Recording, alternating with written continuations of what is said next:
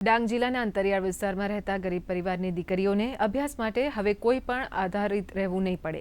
ડાંગ જિલ્લામાં 71 માધ્યમિક અને ઉચ્ચતર માધ્યમિક શાળાઓમાં નમો લક્ષ્મી અને નમો સરસ્વતી યોજના હેઠળ વિદ્યાર્થીનીઓને આ યોજનાનો લાભ મળી રહ્યો છે। વિદ્યાર્થીનીઓનો ડ્રોપઆઉટ રેશિયો ઘટાડવા તેમજ તેમની પોષણ અને આરોગ્યની સ્થિતિમાં સુધારો કરવા નમો લક્ષ્મી અને નમો સરસ્વતી યોજના અંતર્ગત ધોરણ 9 થી 12ની વિદ્યાર્થીનીઓને વાર્ષિક 5000 રૂપિયાની નાણાકીય સહાય અને ધોરણ 11 અને 12 વિજ્ઞાન પ્રવાહની વિદ્યાર્થીઓને વાર્ષિક 15000 રૂપિયાની નાણાકીય સહાય આપવામાં આવે છે।